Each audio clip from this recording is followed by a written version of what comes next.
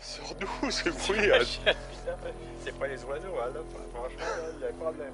Oh, mais c'est effrayant, merde.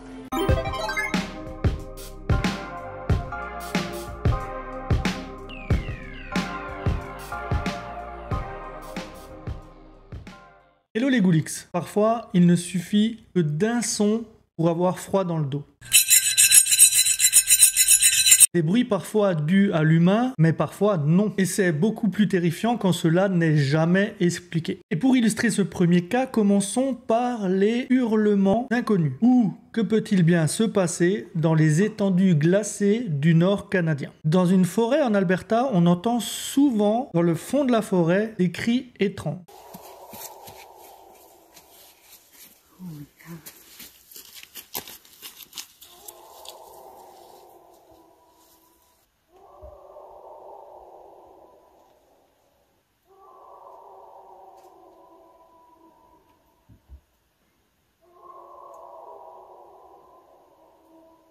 On pourrait penser qu'ils appartiennent à un animal, mais pourtant ne ressemblent à rien de connu. Et de plus, ils sont récurrents. Le phénomène est assez récurrent que certaines personnes pensent qu'il s'agit tout simplement du Bigfoot. Qui sait, il y a peut-être vraiment le Bigfoot qui existe au Canada. Certains sons qui ne sont pas naturels, eux par contre, ont aidé d'une certaine manière dans certaines guerres. Et là, nous allons parler des trompettes de Jéricho. Mais nous allons parler surtout de celles sur les avions Junker 87, aussi surnommés Stuka. Et ce son, vous l'avez déjà entendu.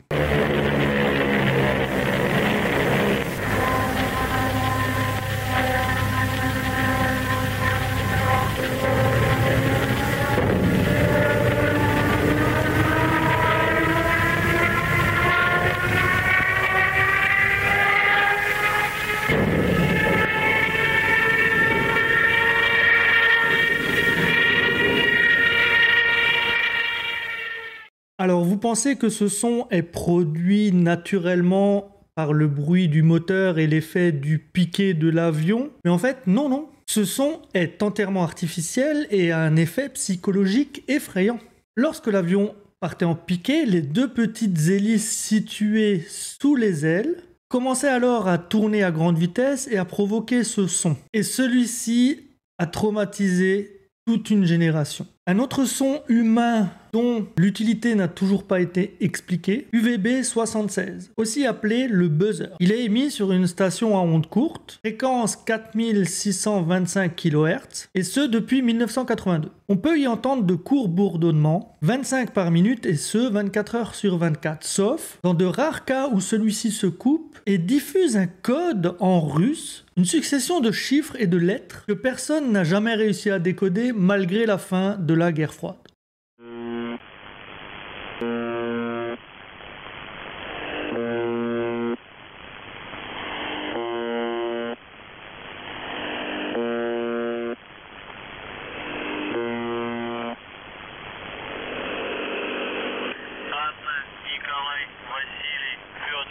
Анна, Николай, Василий, Федор.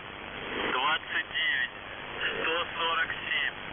Леонид, Анна, Василий, Роман, Ольга, Леонид, Юрий, Федор, Татьяна. 32, 15, 83, 45.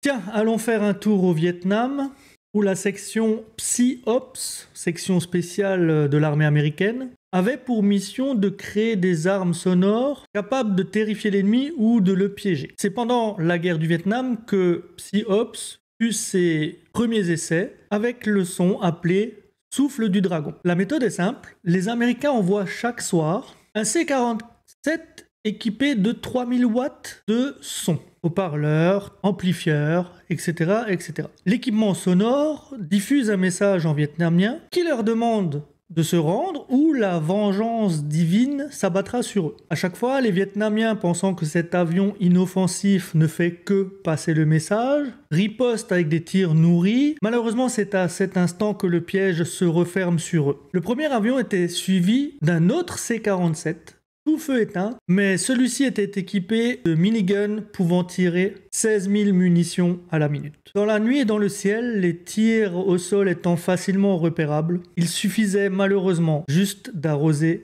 la jungle pour tuer des millions de Vietnamiens dans leur camp.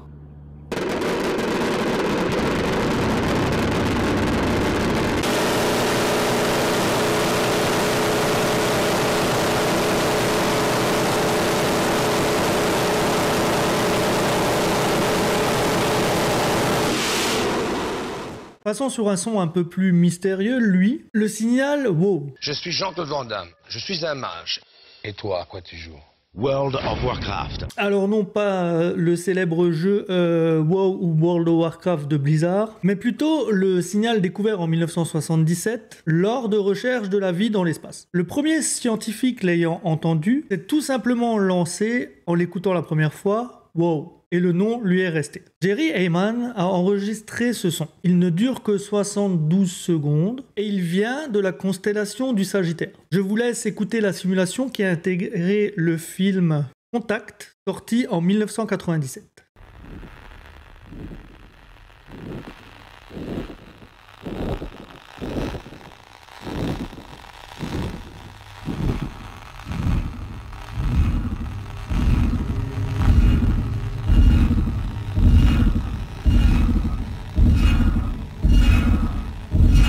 Encore une fois, ce son n'a pas été compris et n'est toujours pas résolu. Autre son qui peut vous hanter toute la journée, vous savez, la première musique que l'on entend au petit matin au lever puis qui vous reste dans la tête toute la journée par exemple. Une musique existe et est gravée dans le subconscient des gens depuis des milliers d'années. Vous pensez que cela est impossible et pourtant, ces 4 notes, vous les avez entendues à maintes reprises et vous les connaissez. Ce sont les 4 notes du dièse Irae. Même si votre réponse était non et reste encore non, je peux vous dire que ces 4 notes, vous les connaissez. Elles sont tellement gravées dans le subconscient des gens que personne ne sait qui les a écrits la première fois. Les plus grands auteurs de musique classique de tous les temps se sont penchés sur son sujet et ne savent pas qui les a interprétés en premier. Et pourtant, ces 4 notes sont vraiment très très présentes dans les films, dans les animés, dans les séries télé ou même dans les jeux vidéo. Tout simplement car ces 4 notes signifient l'arrivée de la terreur. Je vous laisse sur ces extraits de passages de films où vous les avez entendus et beaucoup de films connus dans le monde entier.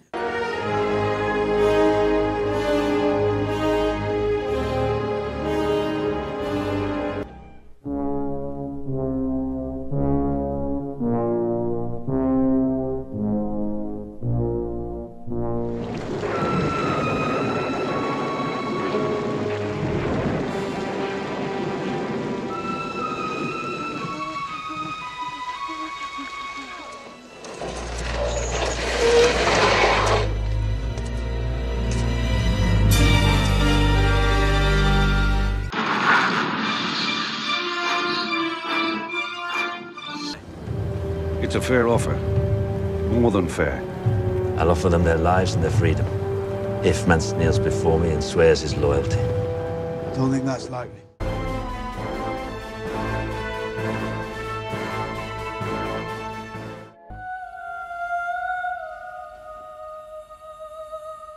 Cela vous a un petit peu terrifié, non? Et si nous allions écouter les trompettes de la mort? Ces sons étaient entendus dans plusieurs endroits dans le monde et depuis plusieurs dizaines d'années. Ces sons-là ne sont jamais expliqués. Ni avion, ni orage, ni quoi que ce soit de physique ou théorique ne les a jamais expliqués.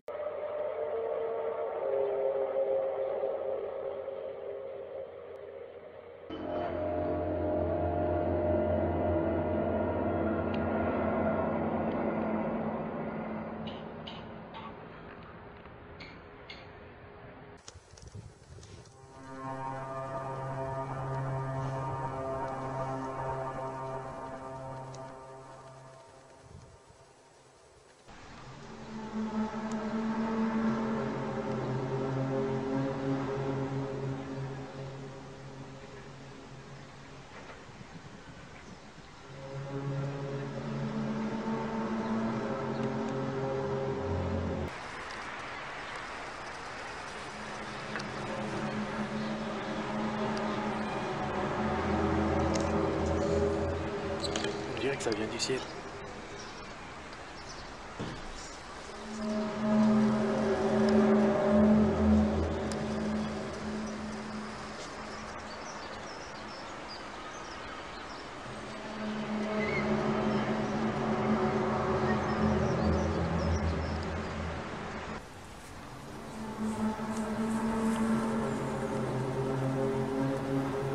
Ça vient du ciel ce bruit là?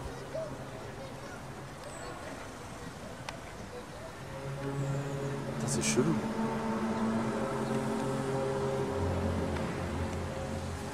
Finissons donc par un petit dernier venu de l'espace. La cosmonaute oubliée. Cet enregistrement ressemble à la voix paniquée d'une cosmonaute russe, enregistrée par hasard en 1961.